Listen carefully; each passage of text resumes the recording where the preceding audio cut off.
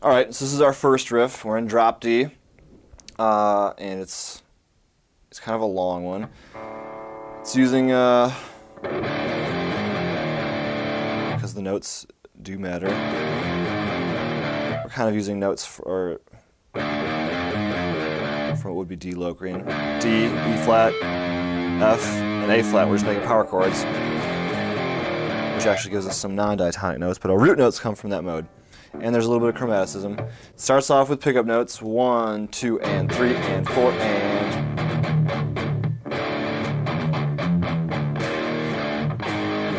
Nope. So we've got our open D5 chords are muted, 1, 2, and 3, and 4. So mute, unmute, mute. And then the last D rings into the next bar. And everything is muted into that measure. 1, 2.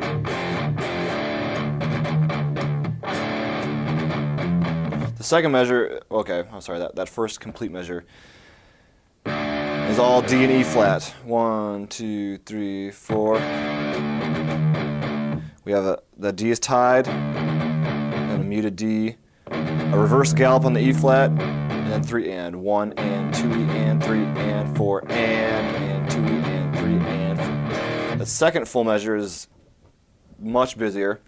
We start with and a 4 and. Again, our D note is tied from the first measure to the second measure. We come in on the and of 1 and 2 E and. We have 2 E flats and then an open D. Then eighth notes. I'm just going to say the frets 3, 2, open, and a power chord at 1. F, E, D, E flat. So that E is just kind of a chromatic, like we're trying to get to the E flat. But the D gets in the way first. Then we have a bunch of chords on the and of the beats. E flat, D, A flat, F. So long, long, short, long, short. And then it repeats the first measure. 1, 2.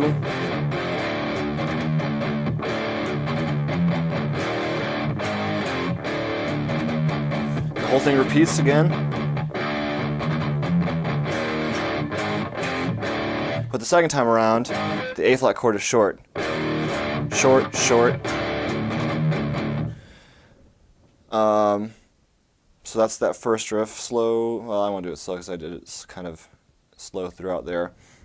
But a lot of syncopation, a lot of tricky going from muted notes to unmuted notes, and we see some 16th note rhythms that have shown up before in the rhythm lessons. We have eighth rests. I mean, this is just kind of culminating everything we've been learning so far throughout the series, and different articulations, so just be careful throughout that one. The next riff is also in drop D,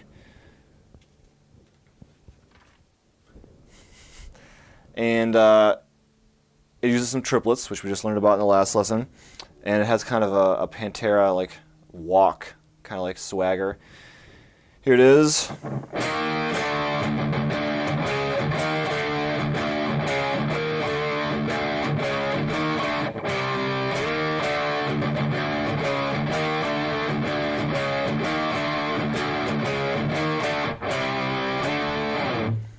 This one's less of in a mode. It's got so many chromatic chords, but we're still in drop D.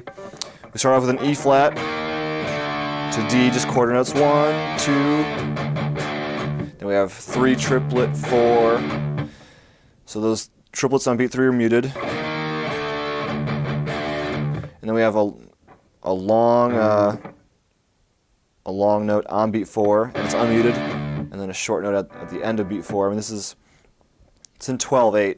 So in 1, 2, 3, 4. There's always 3 notes per beat, and beat 4 has a note that lasts for 2 counts, 2 tiny counts, and then 1 tiny count. If you're thinking 1, 2, 3, 4, 5, 6, 7, 8, 9, 10, 11, 12, and I really wouldn't recommend counting it that way, but I said it that way so you could hear it. That's the first measure. The second measure has more of these long to short chords. long, short, long, short, but it lasts into the next beat. We have a C sharp at the 4th fret, a muted D to an E flat to the D, 1, 2, and then that D chord rings into beat 3, and we have a muted D to an unmuted D back to a muted D, short, long, short. That measure repeats exactly the same. I tried to break up the usual pattern of riffs that I write for these lessons where I do something similar for 3 measures and then do it different at the end. The repeats are throughout different places in these riffs. So this one, again, we're on the last measure now. We just played the same thing twice in a row. The last measure is 1 and 2 and starts the same, but then it cuts that D chord off and jumps to a C chord at the 3rd fret on the A. So we have 1, 2, 3, 4, 1, 2, 3, 4, 1, 2, 3, 4, 1, 2, 3, 4, and it starts over again. And when you're letting those D chords ring, it's kind of cool to give them a little bit of vibrato.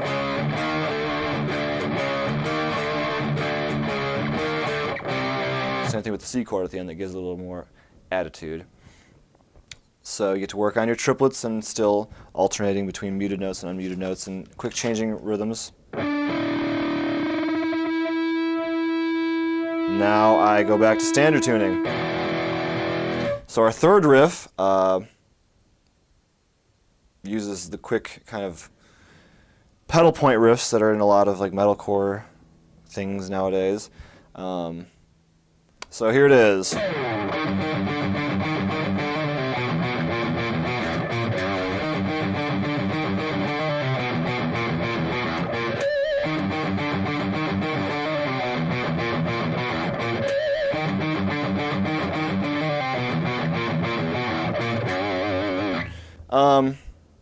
Yeah, I did that one a few times because I kind of like this one now. And we start off with just a big slide. Doesn't matter where you start, just sliding downwards. Trying to get back into drop D, A. We're going from 6 on the A string to our G, 3rd fret on E. That's our pedal point. A pedal in music is a constant, whether it's constantly ringing or constantly returned to note. So E flat to G twice, and then D to G. It's like we're playing it's implying a G5, a G power chord sound. So we have this tension over the E flat resolving to the D. The notes on the A are going to be all up-picked, and the notes on the E are down-picked and muted. Trying to do this all down, I mean, it's possible.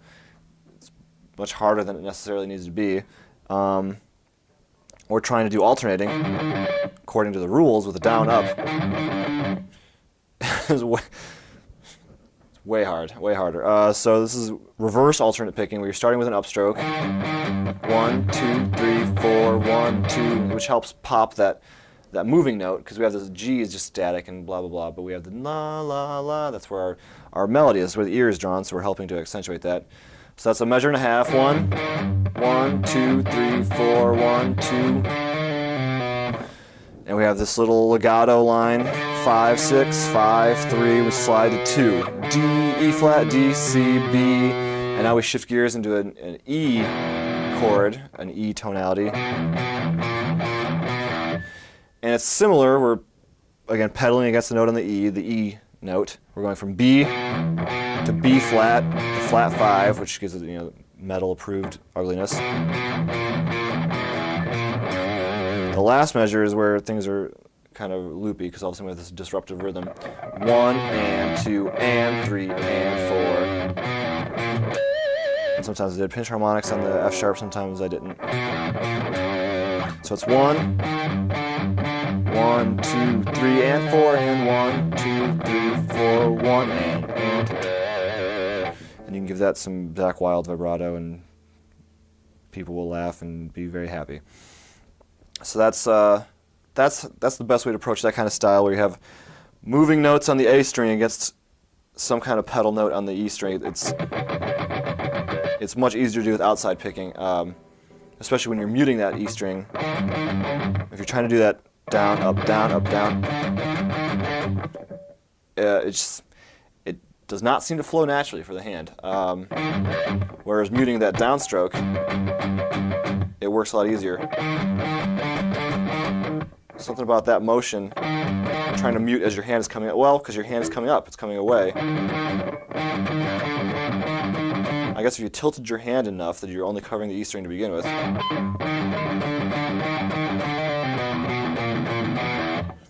But that's a little unnecessary. You wouldn't be able to do that quickly in the middle of a song. You shouldn't need to change your hand posture and technique that much to accommodate something for only a few measures anyway. You should be able to easily get in and out of that section in the middle of a song. Finally, we have a pretty straightforward Megadeth-y kind of riff.